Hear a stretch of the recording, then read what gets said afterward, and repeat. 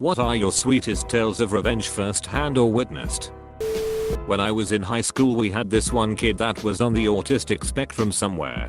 He was very awkward and self-absorbed. His younger brother had similar, but not as intense behaviors. Well, just call the older boy Danny. Anyway, Danny had an obsession with picking up change. People picked up on it and started tossing out coins around him and watching him scramble under people or tables at lunch and whatnot. The brother tried to take up for him but couldn't. This went on for a while and escalated. It got to the point where these rednecks were bringing rolls of change just to roll at this kid. And we're not talking pennies either. I heard some guys were rolling quarters around. So one day they are doing this and they roll 5 to 6 coins out. The vice principal, imagine the human version of Bear in the Big Blue House, comes up and tells the kids to buzz off and stop doing that. Well, Danny look up at the principal and tells him it's okay. I've saved up and bought a PS2. The amazing thing here was this kid was poor at a poor school, and this was right at the time where PS2s had just come out and were expensive. On top of that, I had lunch with the kid and he ate like a king. We're talking $4 to $6 in a la carte food every day. Also, funny thing is, many of those idiots that laughed at him were in his remedial classes and probably did worse in school than he did. TL. Dr. Jerks threw coins at a poor autistic kid who was obsessed with picking it up. He saved up and bought a just released PS2 and still ate like royalty at lunch. From my coworker. The dorm that I lived in while in college was a fairly small dorm that was supposed to focus on arts and philosophy. There were around 102 residents, and every semester we hosted two coffee house events where people would put on various artistic performances. People sang, danced, played music and told stories. One day this fellow named Sam got up to tell a story. Since it was a small dorm, everyone knew that he had had a rough month previously. He and his girlfriend were having problems. He was a triple major, and while this meant he was always busy, this particular semester had been very hard. Apparently one night he had decided to take a break, go to the on-campus convenience stores, and pay the absurd markup on ice cream. Once he had eaten his feel-good portion, he put the rest in the freezer with the expectation that he would have the remainder with which to pick himself up the next day. Unfortunately, when he went back the next day his ice cream was gone. So at coffee house Sam gets up to tell his tale of woe. Everyone has had this happen to him, so they are fully sympathetic. But then he explains that he doesn't care that someone stole his ice cream. You see, he then explained that he suspected someone would steal his delicious pick-me-up and had therefore indulged in another form of stress relief before putting the ice cream into the freezer. Had jerked off and jizzed into his ice cream before he put it in the freezer. Everyone thought this was hysterical. Everyone except the guy who started screaming, "That's not funny. That's not funny. I guess we know who ate the ice cream." TLDR. College kid jizzed an ice cream eaten by thief. Freshman year in high school my locker was next to a very nice girl, but her sophomore boyfriend was a huge douche. Every day after lunch, when we went to our lockers to get our books for the next few classes, he would snap my bra. The first 20 or so times it was just an annoyance, so I kept telling him nicely to stop. As time progressed I stopped asking nicely and told him the next time he did it, he'd be sorry. So the next day after lunch, he snapped my bra again, and it was the last straw. I always had my lock dangle from my pinky as I closed my locker. So when I popped him one upside the head, not only was it the force of my punch, but the added oomph of the lock hitting him right in the temple. Since it was the heat of the moment I didn't even realize the lock was still in my hand when I clocked him. He was knocked flat on his back and had a cut on his eyebrow. I was terrified that he would report the incident to the principal, but it was too much of an embarrassment for a sophomore boy to admit he'd been beaten up by a freshman girl. Either that, or he knew he had it coming. I went to a big high school. Huge. So the amount of prick this guy has to have been colossal for him to stand out to me. Anyway, said prick grabbed the microphone from the school news team and runs down the hallway with it like a goofy, giggling tool. The kid who was interviewing another student starts off after him, but the asshead is running at a full gallop and probably has a good 50 feet on him. As Hez passing this random group of people, this leg comes out and trips him. I have never seen someone eat it as hard as he did. His legs flew up over his head and the shape of his body roughly resembled a sea or a cooked jumbo shrimp, if you care to think of it that way. He slid in this position for what seemed to be 15 to 100 feet. His earring was ripped clean out of his ear. His backpack exploded, dumping his worldly possessions all around him in a 10-foot radius. One of his shoes seemingly vanished into thin air, or was sucked into an interdimensional rift created by his own douchebaggery. When he stood up, his face was nearly smoking from the friction burn created between the meeting of his stupid face and the cheap, vomit-proof carpet they used to line the halls. I never found out whose foot that was. I'd like to think Batman was there that day at my school. Yeah. Was working graveyard shift at a diner, and it was just me and this total beach of a waitress. It's slow and some kitchen workers from across the street drop by, so I fix them some food and me and the waitress play cards with them and chat it up. She was insulting me all night, so I fired back an insult, and out of nowhere she punches me in the eye. It wasn't a full-on punch, but it was hard enough for me to be pissed. And I just knew she was one of those girls that does it, because she's a girl, and knows guys aren't going to hit her back. Plus I was pissed that she did it in front of people, making me look like a punk. Later on in the shift she asks me to make her a waffle. So I make her a damn fine looking waffle. I cut it in half, spread about a handful of mayonnaise on the inside, and then sandwich it back carefully to look normal. I gave it to her, then sat in a booth nearby pretending to read the paper, while she spent 10 minutes spreading butter on it and cutting it up into nice little pieces.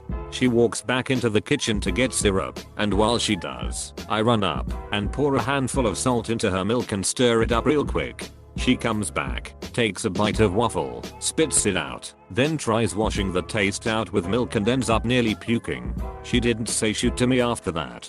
TLDR, never frig with people who prepare your food.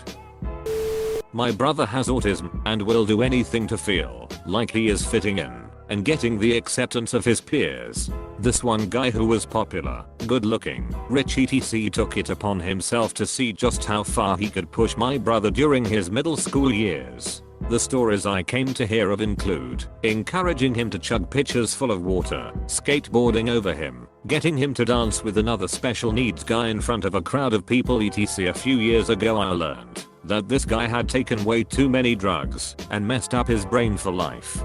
He is now special needs himself. I feel guilty for the sense of joy I briefly felt when learning of this. I lived in a huge loft complex in Atlanta. Some of my neighbors were freaking assholes who had no regard for anyone else, so late one night, I squirted Kai jelly all over the floor at their end of the hallway. It was super shiny and black, and listened to the bodies hit the floor. Let the bodies hit the floor. When I was 18 I had an asshole supervisor at a call center IT job. He would constantly walk by my desk giving me dirty looks and look for mistakes in any of my work. He changed my schedule for me to come in at an earlier time, and the first couple of days, because of traffic, I was late, and he fired me. Fast forward to 2 years later.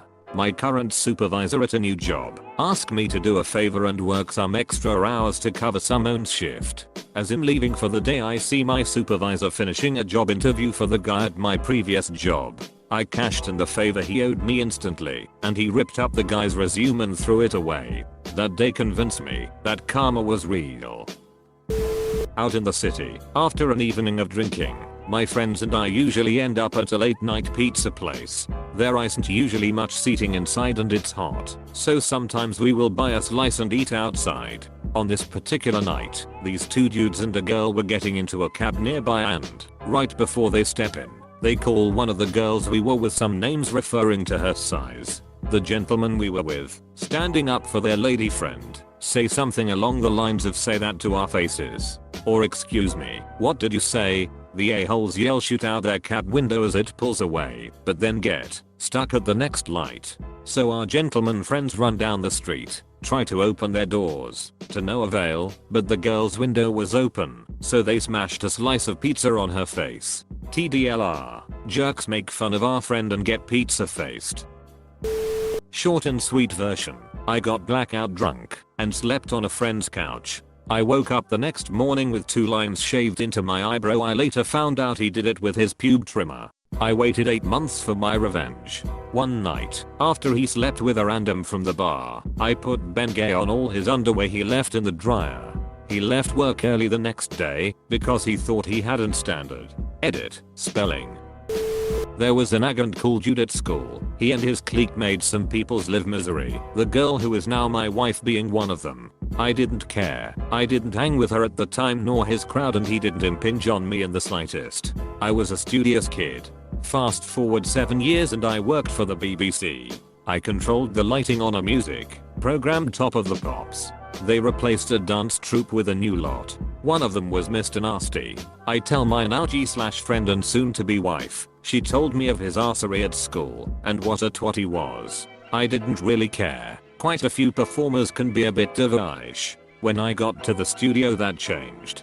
He recognized me and thinking I was an audience member and said something along the lines of, "Hi lad, fancy seeing you here.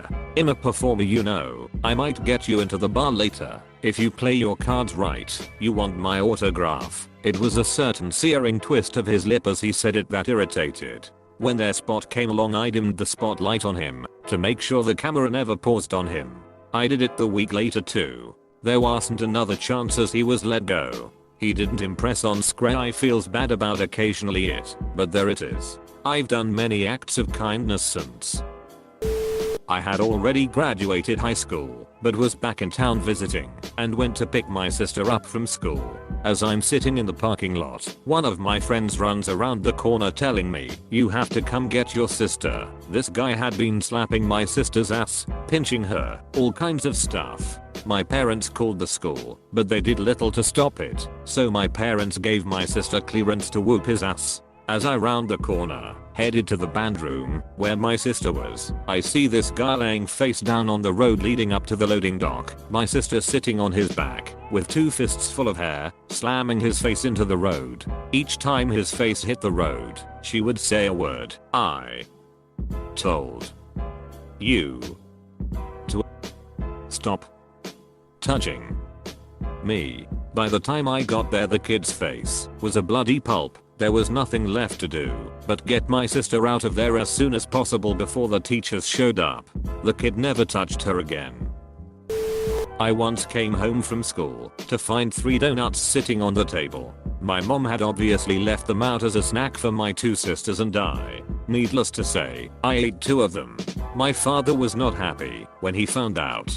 He sent me to my room and instructed me to write my sister an apology. I typed a long and elaborate note of regret. I vowed never again to look at tasty pastries through rose-colored glasses. The note had a fancy letterhead and everything. I left it on her pillow when I was done. When she came home and found it, she couldn't stop laughing.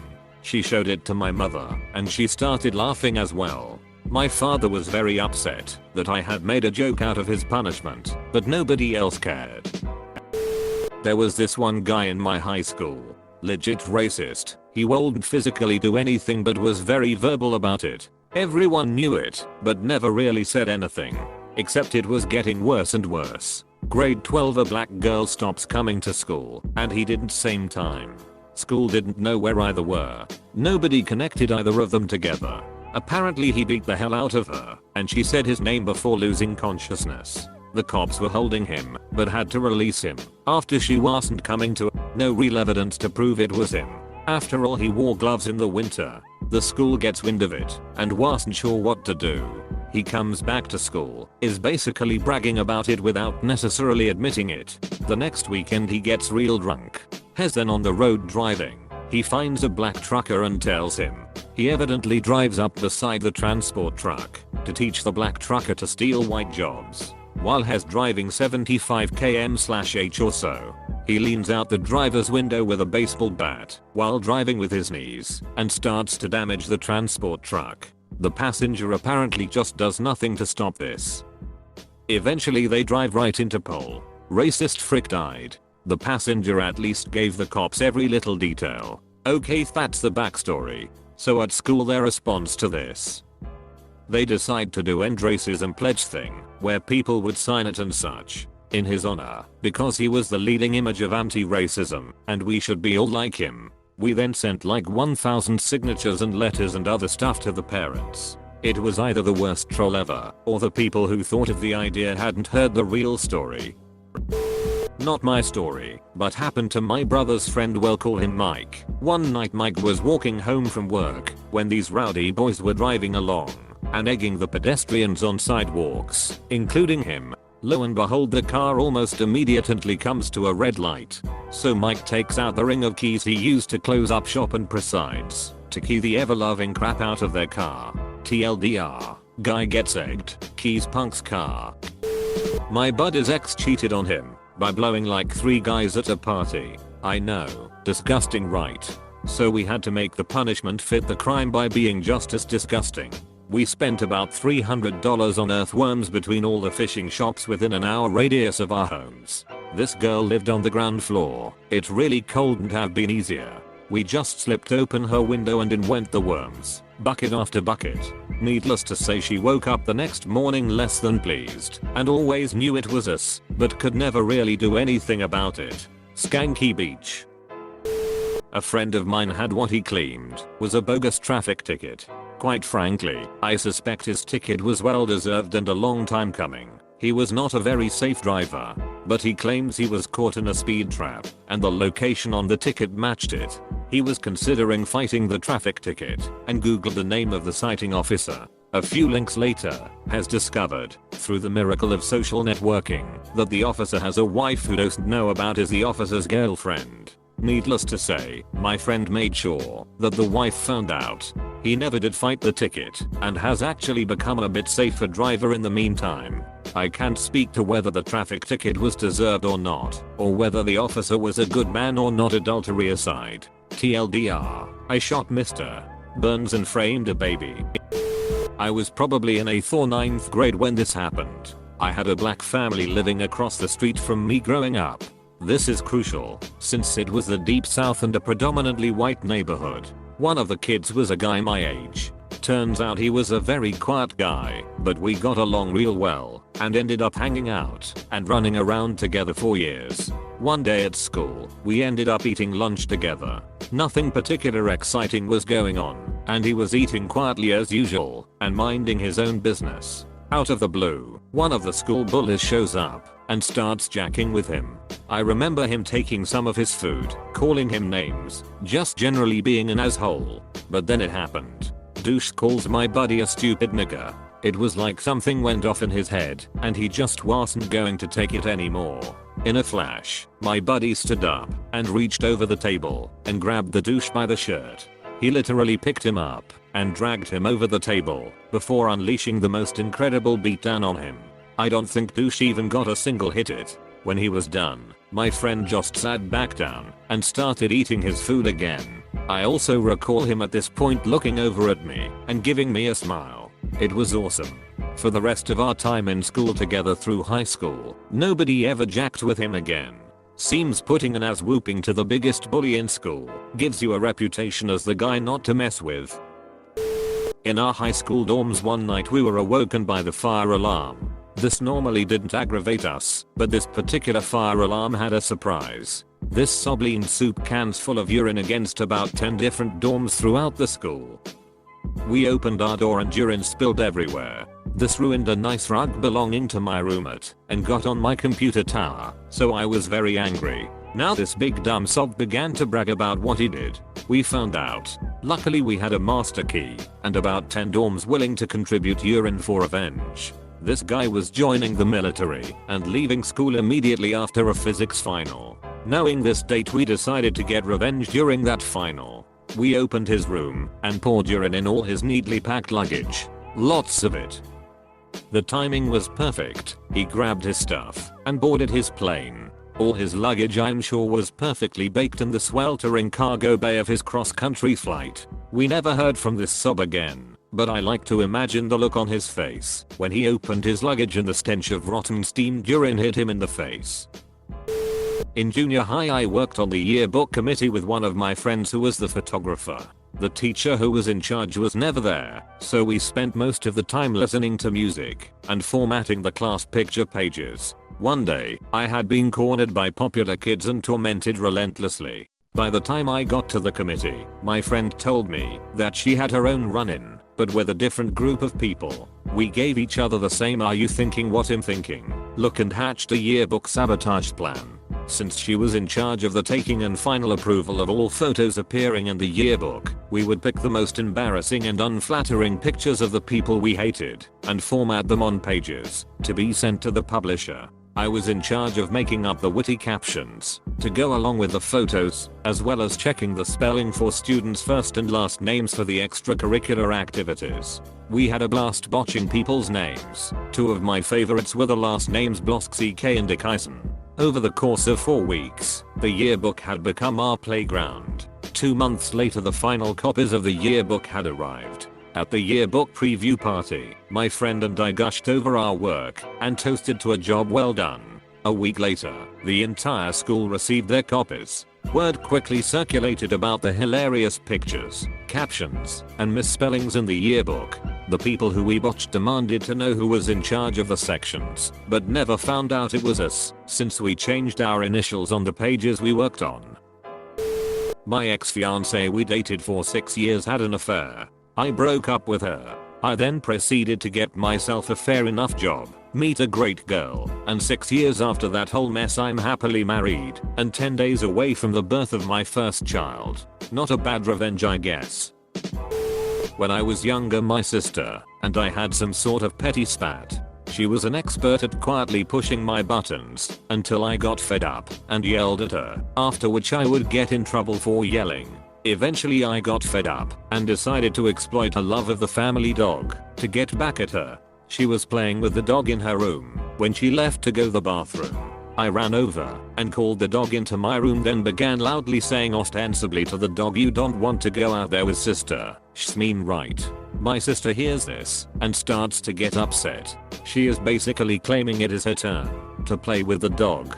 She works herself into a tizzy and starts pounding on my door. Then I hear the footsteps, each quicker than the last, as she runs down the hallway and tries to bash my door up. I sit down against it to brace it shut. She does this a couple more times. I'm just sitting there still making fun of her to the dog. I hear the same accelerating footsteps, but this time her foot comes crashing through my door. She immediately starts sobbing and saying "I'm sorry" over and over. She had to pay for a new door. TLDR. Took sibling rivalry to next level by getting sister to kick hole in door.